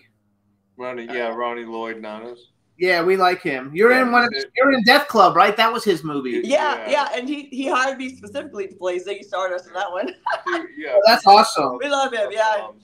Yeah, him and Ben are awesome. So Lucille, we definitely wanted to shout there. Yeah. And there's a showing of it on this coming Thursday, and it's going to be at the Chinese Theater. So that's next Thursday. Yeah. And then Immortal Wars, where I play the squid monster. That's going to be in Vegas too. The date is like the 27th, I think. We went to one of the Immortal Wars premieres, the one they had in LA, the one that Eric Roberts was in. I guess he's in all of them, maybe. I'm not sure, but we went to one of them. That was years ago, though. That's based on a comic book. It was okay. Yeah, it's not too bad. You know, you have to be kind of like, you have to look at these things a little bit different depending on some of these independent films. You know, unfortunately, they don't look so good. Some of them look really, really good. Yeah. You know, professionals. Yeah. And some of them have part of the stuff that's good and part of the stuff that's not so good. Yeah, that happens sometimes. So I want to know real quick, though, like a bucket list. So because you guys have both been in a lot of movies with a lot of cool stars, if you were going to like make any kind of a movie, I don't care what movie, and you could pick a male and a female star to be in it, and it could be anybody, who would you want to work with? And it's a question for both of you because your answers won't be the same. And let's let you go first, Ziggy. Anthony Hopkins. There you go. That's a good one. And Meryl Streep. I don't like that one. Okay. Meryl Streep and Anthony Hopkins. I love Anthony Hopkins. Meryl Streep. Yeah, amazing. My friend Perry Winkler, or Lee Winkler, actually, who used to be the biggest man in Hollywood for business management, knew him. And I met him briefly in an aisle of a movie theater yet. And he was the most outspoken man you ever want to know. He did in 5 minutes a number on about 20 people. To Lee Winkler. I was fascinated. I didn't say anything. And he was about a movie he was in, and he was going on with the producer, the director, the blah, blah. He just didn't give a shit. When he was in Meet Joe Black, I almost passed out at the beginning because he was. But he's very short, very nice. I like him. That's a good film, Meet Joe Black. But what a mouth! I mean, he don't give a fuck. He said it. Like we really don't care what other people think. You know, we just. No, I like you. That's how we are, though. We don't really give. I love that. That's why you're part of our Rockstar tribe. Yes. Listen, you know me. If I didn't like you and you were on now, I would be. So, Joanna, tell me, do you cook? So wait, it's Paul's turn to answer. No, he loves you guys. He's the one who's. Actually, I said we need a guest, you know, which, by the way, thank you so much. I said, get our friends. What are you doing? He said, get somebody who's, you know, who we just know really well. And so you guys are the people who I actually came to mind. You were the first people I asked. Thank you for so because our audience loves you. We love you. Our audience loves you. And I felt you were overdue coming on. And I said, get those two. They're crazy. They're fun. You know, we have an up show. I don't feel well, Jimmy. You know, I'm sick. And if I have a boring guest, I'm going to go to sleep on them. So it's your turn to answer, Paul. So a male and female that you think would be fun to work with on something. Male Brad Pitt. Okay. Because he's Brad Pitt. And female. I'm wanting to say Angelina Jolie, but that might be. That's a good one. Who? He loves I'd Angelina. like to work with her too, actually. Yeah. Yeah, she grew up in his house. She was really good friends with Ron's daughter when they were young, so he loves her. Yeah, I remember him saying that because I think I mentioned. I used to make a peanut butter and jelly sandwiches. Matter of fact, we had a guest on the show one time, and we didn't really. We've only maybe had in 15, 16 years like 5 guests that really just didn't gel with us all that well. The guy said something bad about Angelina Jolie, and I thought Ron was gonna fucking rip his asshole out. Because get out. Listen, she was at my house for my daughter's 4th or 5th birthday. Okay? So I know her since she's a baby, a little girl. This guy said that she was all plastic and fake. Bullshit. My daughter Deirdre was 14. She was like an ironing board. No shape, just a straight thing. We had moved to New York. Now we moved back to Beverly Hills. And Angie comes over to see Deirdre. In walks these tits, ass, and lips. Oh, my God. I looked at her. I said, Angie, look at you. You look like a woman. You're only 14. She had a set of jugs, buns, lips. I mean, she's real. There's nothing fake on Angelina Jolie, Angie Voigt. Right. That's 100% stuff. Jeff Caperton said he sat behind her at the Oscars when she was 12.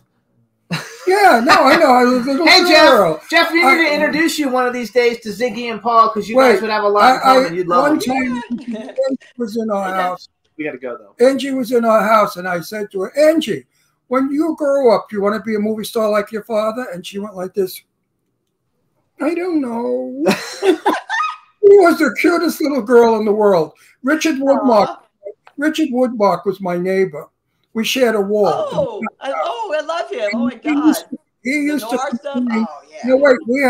We didn't have carpeting on our steps going up to the bedroom. So Angie and Deirdre would run up and down the stairs, boom, bada, boom, bada, boom, bada, boom, to play up in the room.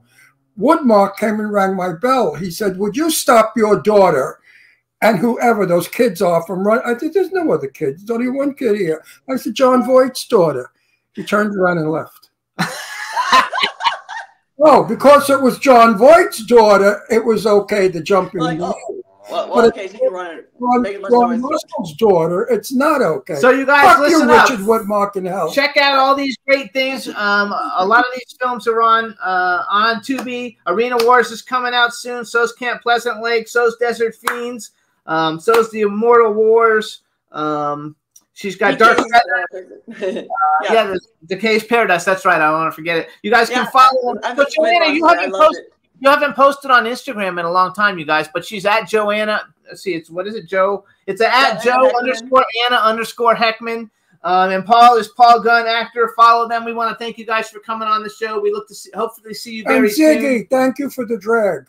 I appreciate it. It's fabulous. You're welcome, doll. You look like Jane. You look like Jane. If you had dark hair, you could look like Jane. Yeah, we really do. We really enjoy you guys so much. Please take the best of care. We'll see you soon, and we'll set up a time that when we come to LA, we can get together. Yeah. I will cook for you, darling. Yeah, let's go tonight or next Thursday. I don't know about next Thursday. We'll see. Tonight, definitely not, because Okay. Okay. You guys, good luck tonight. Thank you so much. Go like that. You look perfect for it. You're all ready to go. No, thanks, Ziggy, you guys. Ziggy, Joey, go like that. You'll clean up. Yeah, go like that. You look fantastic. Oh, there we go. Bye, you guys. All right, see you later. All right, everybody. So that was Ziggy and Paul Gunn. They're fabulous. What we a love sweet them. couple. I love them. Now we're gonna bring on our next guest. Hopefully he's still here because he jumped in really early. Hey, Paul, how you doing? I'm doing well. Love that early segment. That's good stuff. Good. I'm glad you enjoyed it. So They're now, fun friends of ours. So you guys, let's do an intro for you. Now we want to welcome to the Jimmy Star Show with Ron Russell, writer, director, producer, Paul C. Hemis. Hemis is right? Is that how we pronounce it? Hemis. Hemis. Okay, Hemis. Don't you speak English? Well, I'm going to say that I got an email and they said it's just like the car. I Which is get everything. I get Hermes. I mean, it's just crazy. So Paul C. real Hem, close. Yeah, but guys. you see, hem, mess. Okay, but that's not Hem, a hem of a dress. okay. HEM, and then another. Anyway, MS. Like you made a mess of the hem. Yes, so Hemes. All right, you guys. So we want to first of all we want to welcome you to the show. This is my cool, outrageous man about town co-host, Mr. Ron Russell. Who used to be named Rolando Rocco Cesarigo and became Ron Russell. It was much easier. Great to meet both you guys. You gotta And we be have a kidding. chat room. We have a chat room with a bunch of people in it. So if you could just say hi to everybody in the chat room. Okay. Hello to everybody in the chat room. There you go. So we've never met, and it's kind of funny because we run in the same. We run a lot in the same circle. I've worked with a lot of the people that you've actually worked with on different things, and actually, you have a movie that you somehow are affiliated with called Pay to Die. Yeah, it was really more just kind of a financial thing. I kicked in on their fundraising and such. I've been in touch with them a little bit, but I've not been a proactive participant in that one. Oh, well, the two people we just had on were also in that. I know.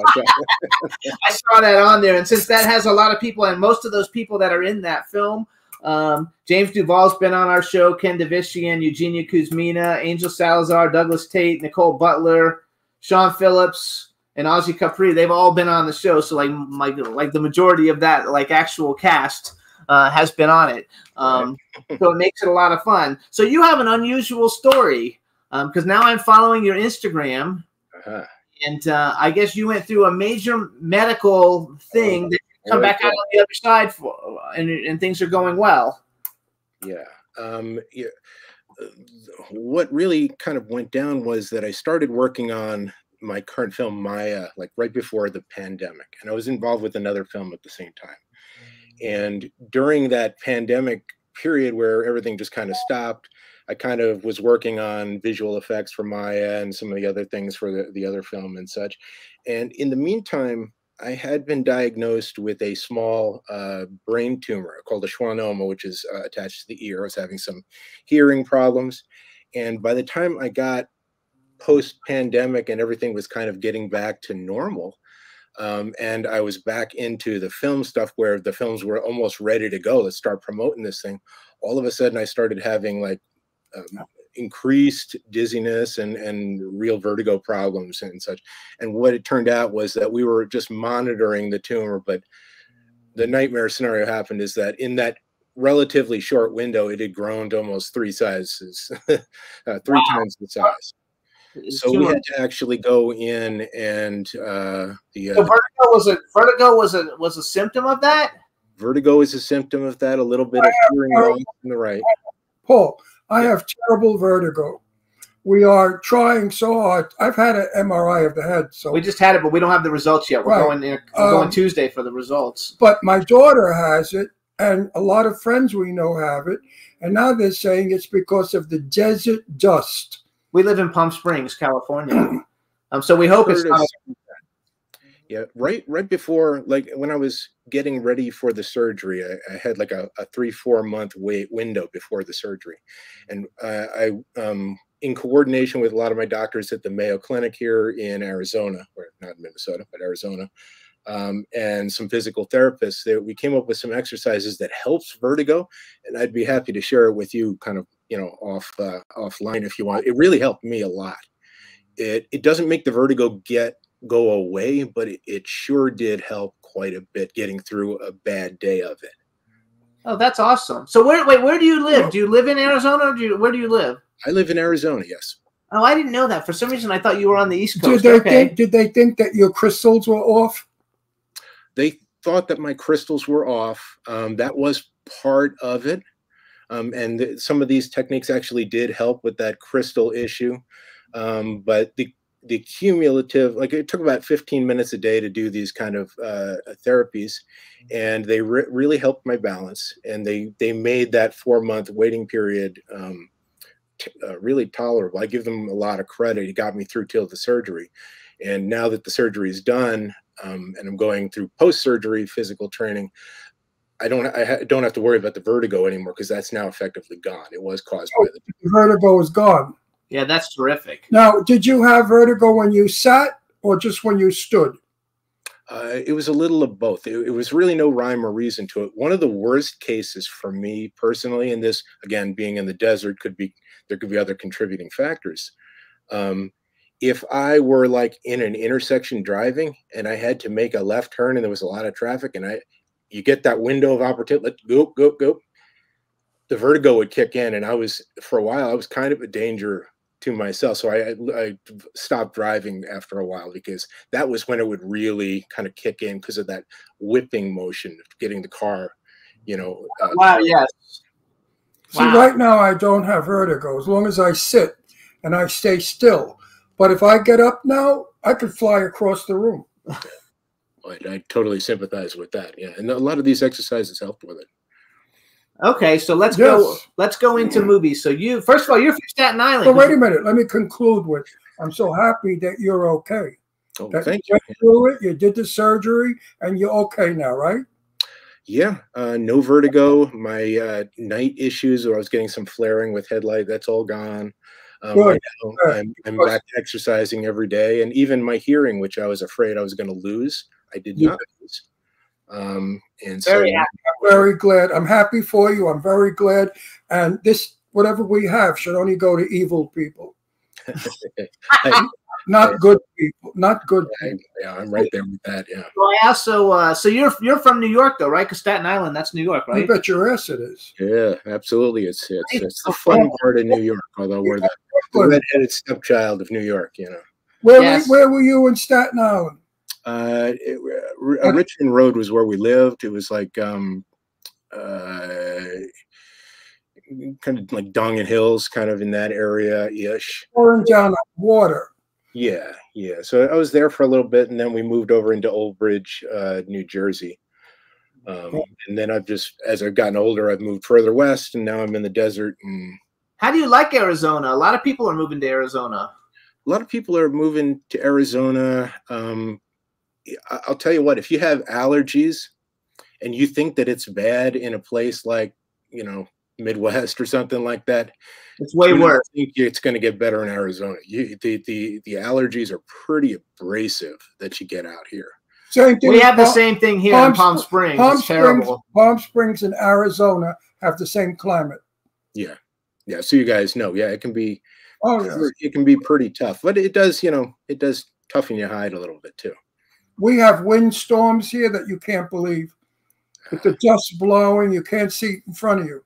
Horrible. I hate it here. Do you guys get the haboobs there? Actually, we get what? We call them the haboobs. It's from a Middle East term, but it's basically the dust storms. If you go onto Google and Google haboob, what you get is like this big wall of dirt that's kind of coming at Phoenix, and it's really intimidating looking. It's really just not. We have it. Our patio after a windstorm is covered with sand. The barbecue, and everything in our house. If you put your hand across the dining room table, you could dust the whole thing, and 2 hours later you walk by and there's dust all over. Because the dust is so fine. Right. It's dust. Anyway. So I want to go on. No, we're moving back to Long Island, New York. Oh, great. Yeah, I love Long Island. I want the seasons. I want my people. And you know what, Paul? I'm sick of people saying to me, oh, you've got such a New York accent. I don't have a New York accent. They have a California Sissy Mary accent. They all sound like gay people out here. I'm the same way. And I get kind of the same thing because I've lived in other places. So mine is not seriously strong. Like I lived, 30 years there before moving. So I don't have a very thick accent. But I tell people, you want to see my New York accent, just tick me off. Absolutely. He's the same way.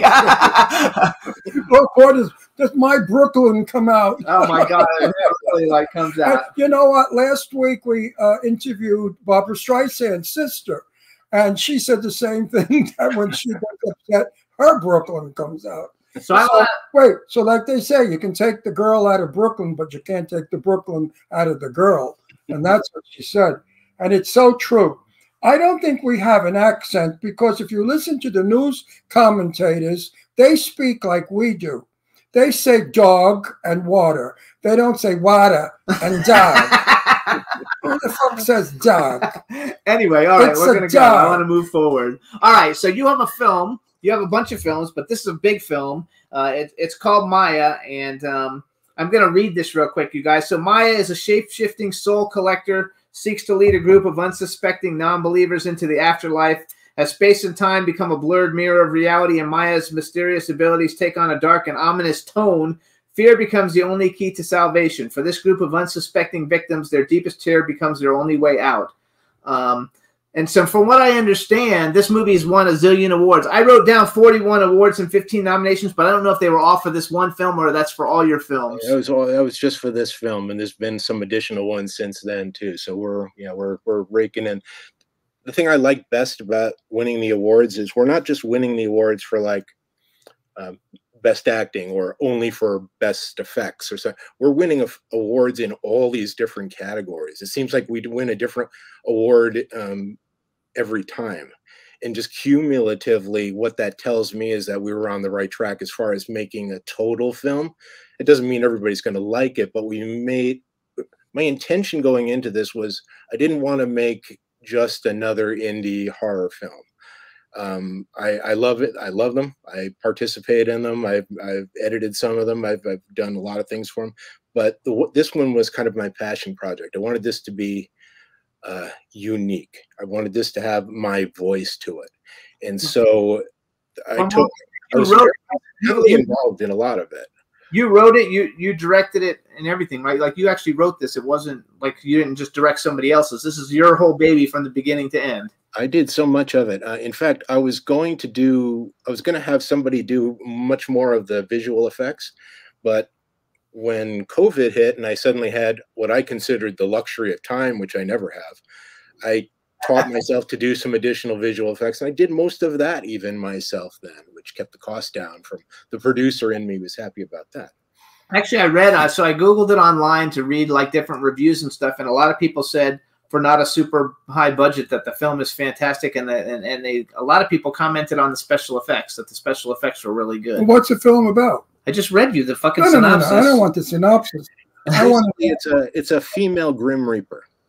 A female Grim Reaper. Okay, got it. So we're going to play the trailer for everybody. So the one we want is the one that says Maya official trailer. What I want you to do, Paul, is you just introduce the trailer for us, and then hang on. We're going to play it for everybody, and then we'll be right back. All right. Okay. Everybody, my film Maya, it'll be coming to your town soon. In the meantime, enjoy the trailer. Sounds good.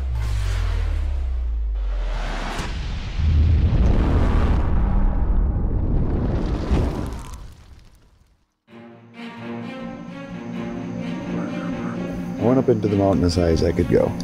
I didn't see the bridge anywhere. In fact, I didn't see the public access point where we parked. On the bright side, it appears we're not alone out here. Her name's Maya. She told you that? No. I just know. Maddox here seems to think something supernatural might be going on. Look, what I believe is something strange is happening, okay? I'm starting to think that we may be in danger. Made a wrong turn in the woods. All of a sudden, the basic laws of physics don't apply.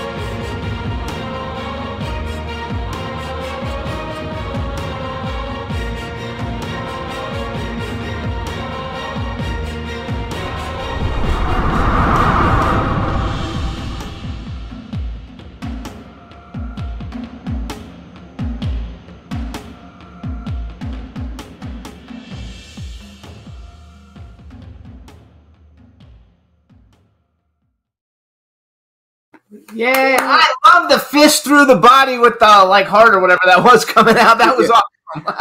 In that scene, that was one of my favorites as well too. I worked with a guy named Joe Castro, who you guys may know, I don't know, but an effects guy from the LA area who helped me with that, because what we did was in the sequence, it's his time. Maya's come to collect this particular character, so she kind of, series of unfortunate events, and she ends up driving her hand through his back, pulling the heart up so that it's still beating in her hand before, and so he could see it before he dies. No, I love it. And actually, even the chat room saying Brink Stevens. So Brink Stevens is a friend of ours who's also been on the show. And actually, we went to, she had a premiere. Doesn't look low budget. Yeah, it looks nice. It looks really good. Your camera does not look low budget. Thank you. Yeah, we did a lot. I knew what I was going to do a lot in post, and so we shot the footage in a way knowing that I was going to edit it. So we were able to explore and play with camera motions in a way that a traditional Hollywood setup wouldn't necessarily work, because you have to provide your editor with data that makes some semblance of sense. But in my case, I could explore a little bit and experiment a little bit. And since I was so heavily involved in this is the opportunity to kind of show what I can do, not just make product. I wanted to make my film that people could look at and say, that's a Paul Hemmes film. Did you do Final Cut? I did. That's always worked. I like that idea. When a writer-director does the final cut, the movie's usually very good. For some reason, he's on the same page with himself. Yeah. When you have to depend on somebody else's vision of it, they don't see it the way you, like we have a lot of friends who are directors who movie. I would really like the final cut of the movie I wrote, because nobody's going to see it the way I do. And I agree with Paul. I think we have a lot of friends who are directors, lots actually, but they don't get, because somebody else finances the film, they get to edit it the way they want, and it never comes out the way the director really wants. Shit. You cannot, if you do not understand the script, you cannot do the final cut. Sure. It's an impossibility. It's just in a straight narrative feature, that is bad enough. In a film like this, where this is more like a Ken Russell or David Lynch or Cronenberg or somebody like that. There's a lot of kind of abstract framing to some of the narrative, and so this wouldn't make a lot of sense to an editor. I would probably, if I had hired an editor, I would be in there the entire time anyway, just kind of, no, don't do this, just, right. Which is a waste of everyone's time. So I just went ahead and I just edited it myself. And because I knew I was editing, like I said, I shot it the way I knew I could edit it. Right. Now, do you shoot a film? No, do you edit while you're shooting a film? Sometimes. I usually start editing like right after. Just, because so many hours in the day. I try to kind of focus on one thing at a time, but I do know that I try to compress the shooting schedule into as tight a window as possible so that I can start jumping on it in the editing. And I do have the rough first cut of the film done pretty quick after, just kind of as my baseline. And then I start bringing in other visual effects and see how we can kind of maybe turn this into something a little bit even beyond what was originally shot. But, the time is of the essence. You really got to get that kind of window compressed. So your answer is yes, you do sometimes edit when you're shooting. Yes, yeah. Because I know films that some producers and directors shoot a film and it looks good before they even do the final cut. Because they were, who was it that told us they only edit while they shoot? Somebody who does wonderful films. One of our friends said he only edits while he's shooting because it makes the cutting easier and the continuity of the story easier. Makes the cutting. And one other thing I would add to that is, especially at the indie filmmaking level, it allows you to course correct if something is not being done the way you know they're intending it. Because sometimes when you're shooting, like, nobody intends to make a bad movie. Right. So when you're shooting something And if you don't get that kind of real feedback, sometimes you're delivering something that's not editable, and they have to kind of, you know, fudge things and make things work.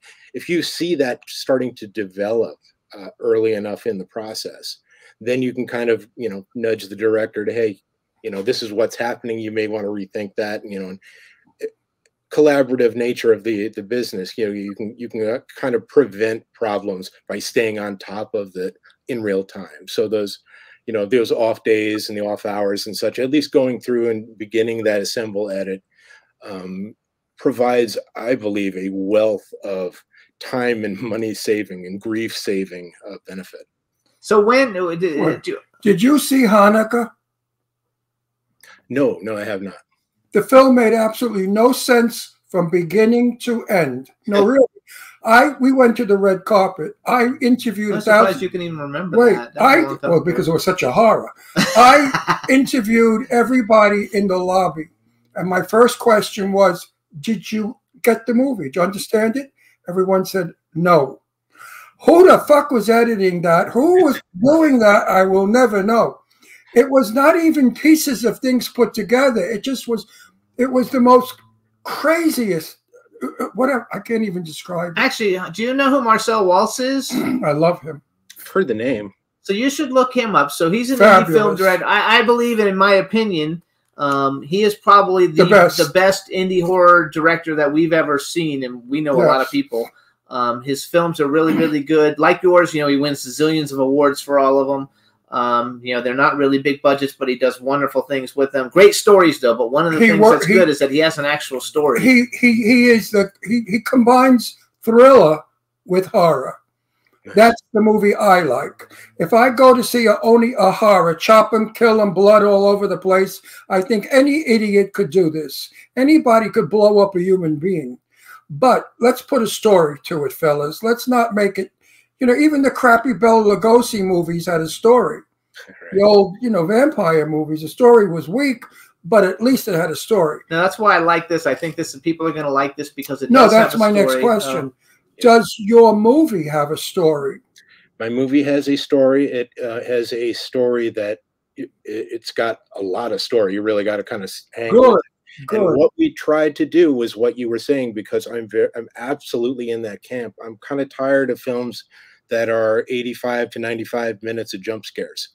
That's not a horror movie. That's just you're just screaming loud and shocking somebody. Right. It's not the same thing. Jump. You're right. It's not the same. I like the old movies where it's just building suspense for 20 minutes and you can't stand even watching it anymore because it just builds and it builds. So, that's what I tried to do with mine.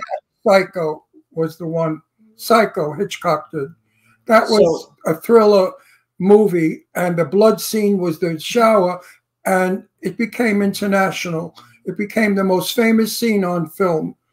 Is Janet Leigh getting stabbed in the shower, and you never see her getting stabbed. You just see blood running down the water, and people were terrified. Right. Oh my God! I want to go back. So let's go back to you first. First of all, so the film has won all these awards. Does the film? Have you already set up distribution for it? We're close to. I'm entertaining, I think, 3 offers now, and we'll be making a decision relatively soon, so that we can kind of get it out there, hopefully by summer or such. We've got a couple other screenings that'll be happening in the short run, though, to keep it. Have you always been Have you always been a horror movie fan? You know, yes. The simple answer is yes. However, that horror is my favorite. However, when I was a kid, my parents wanted like date days. So Saturday was the day that they were going to do something. So they would take me, drive me down to the local movie house or whatever, the multiplex, and say, go see a movie, you know? And so I saw everything as a kid, you know, 6, 7, 8, 9, 10 years. I was watching The Sting. I was watching Arthur. I was watching you name it, just all sorts of stuff. Make them feel old. Actually, Arthur came out when I was a senior in high school. So those movies, I was already in my 50s when those movies came out. No, wait. Well, in terms of horror, so I like everything too. So horror is my favorite genre. I collect action figures. I collect everything. Horror and superheroes basically is my thing. But he doesn't dust them. But But all full of I dust. like all of them, but horror is really like my favorite. I watch a little bit of everything. So, what are some of your favorite horror movies? Like either growing up and now, what are some of your favorite horror movies? Okay. Well, I was a big fan of. Well, like I said, I like the kind of bump in the dark kind of movies. So I like movies that, like, there's a film called Ghost Story. That's one of my favorites. I watch love all that of movie. Love that. With Fred Astaire. Have not even seen it, and it drives me nuts because you got like Mount Rushmore of actors in this thing. You got Douglas Fairbanks Jr. You got John Houseman. You got maybe it is. Yeah, that's Fred Astaire. Yeah, I mean, it's just Fred Astaire was in that. Fred Astaire was in that. It's just it's great great movie, wonderful, and she was the scariest woman in the world. Was the lead girl when she was floating in the water. I mean, scary as all hell. Yeah, and all she did was just kind of, it was minimalist. It was all in the performance. She just kind of stared this unearthly stare at you, and it was beautiful. It was a thriller. I love that. You and I love that movie. Jimmy, we'll watch it tonight. Yeah, I want to watch it. Oh, it's fabulous. Right one. Just fabulous. Yeah. What are some of the other ones? What are some other films that you like? So if you like Bump in the Night, so you're not really like a Jason or a Freddy or a Chucky. You're not really a Jason, Freddy, or Chucky. I watch all of those, but I don't put those in my favorites list. You know, those are kind of, if they're on, yeah, I get amusement and I'll watch them. I actually have a favorite Friday the 13th and an unfavorite Friday the 13th, but which is which? Which is your favorite and which is your unfavorite? Well, four is actually the best Friday the 13th movie, although 6 is probably the best movie.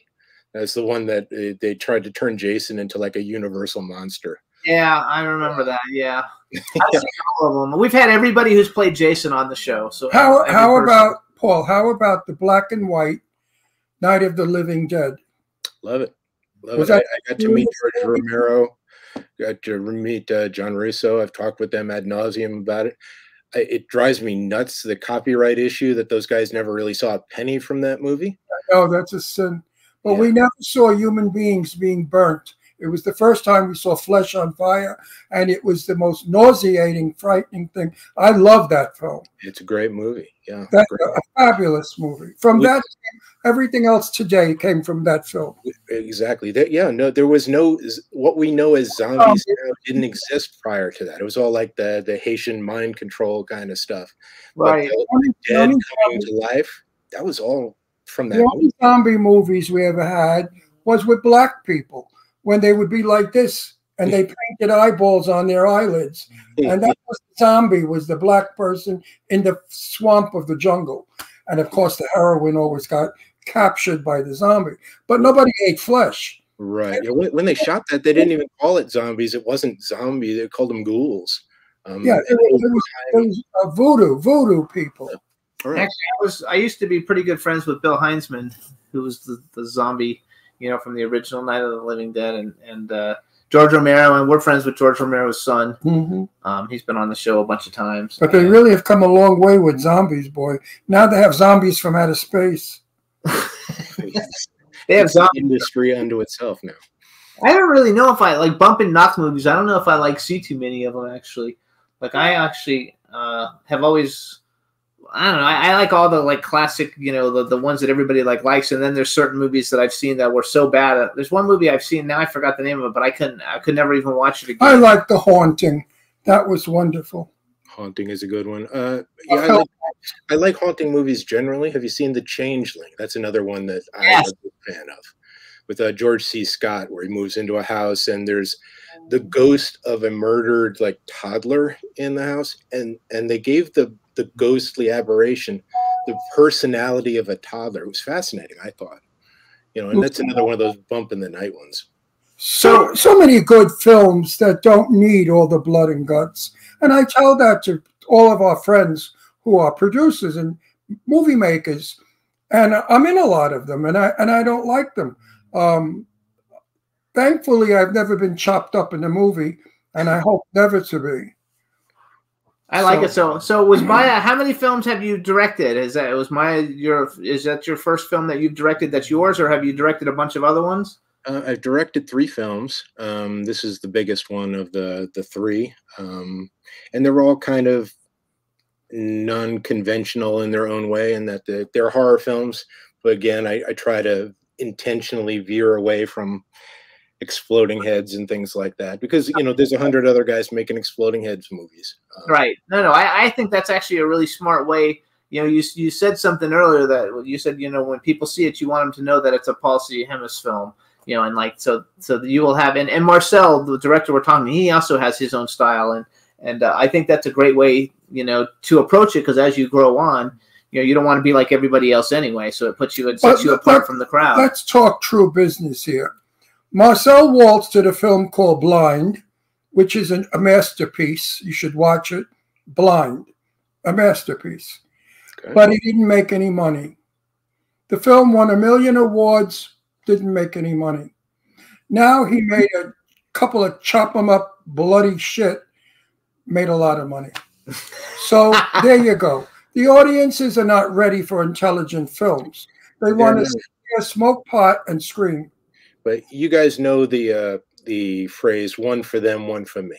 Yes. So that's kind of my approach to it. Is if somebody wants me to make a an exploding head movie, fine, I'll make an exploding head. But in return, back me up on this lower budget, kind of experimental thing that I want to do. That's maybe audience has to find. But make it worth their while. You'll make a ton of money on this exploding head movie. So give me an olive branch over here.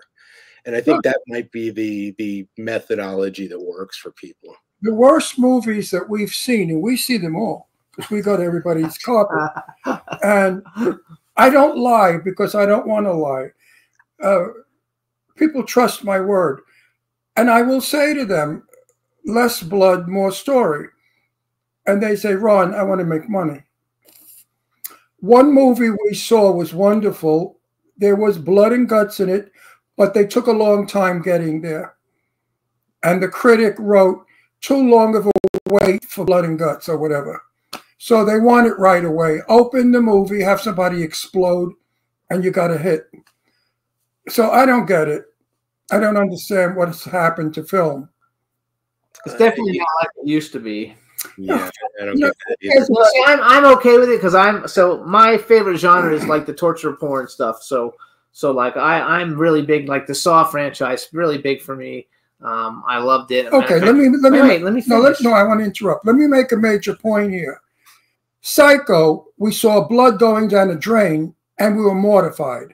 Black and white blood too. You didn't even have the shock of you're right. Now, if we saw that, we don't even know what happened. We avoid it. We roll right over it. Okay, where's the real thing? We have become desensitized. There's nothing you could give the audience now to make them vomit or shock. Hitchcock did it with blood in a bathtub. Do you understand my point? What are we going to do next to make the audience scream? They see somebody's head blow up and they go like this. Oh, that's cool. Lately, oh, man, is that cool? Lately, there's a lot of penises getting chopped off. I'm actually optimistic about this in this regard. The model for making money in the streaming age has changed a little bit in that, and this isn't my theory. I've had other people have told me this, so I won't take credit for it. But the movies, when you go on to like a Hulu or Netflix or something, it's kind of like going to a Golden Corral buffet. You go in and there's like 50 options. Oh my God, this is wonderful. Look at all these choices. But really, people are going to eat the mac and cheese. They're going to eat the fried chicken. They're going to eat the pizza. The ambrosia is going to be thrown out at the end of the night. The 4-bean salad is going to be thrown out at the end of the night. The same applies to what you go on. If you go on to Hulu, what are all these films that we're seeing? I mean, most of them have very limited appeal, very limited. They're all low budget things. What they are is the 4-bean salad. They're the filler. So that when you go on to Hulu, it's like, wow, look at all these options. Even though their statistics show people are still watching the 3 or 4 marquee movies because there's no marketing for these others.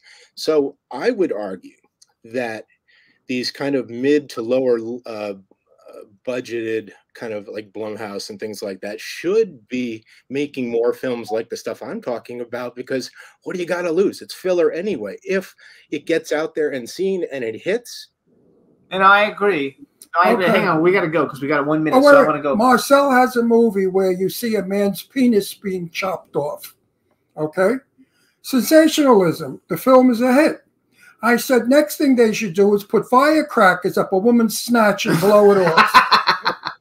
Watch her There's pussy, an idea for you. Watch her pussy go into a million pieces. So hang on. You got yourself. Yeah, I got you. We have 1 minute. So We hang would on. have You a guys, hit, Paul. you guys, this We is would have such Paul a C. hit. Hemis. You can follow, first of all, his Instagram is Fancy Lad Films, you guys. Please let Matt know when the movie comes out, and we'll let everybody know, because we have a big following, and that way when it's streaming, we'll get a lot of people to pay attention and watch it for you.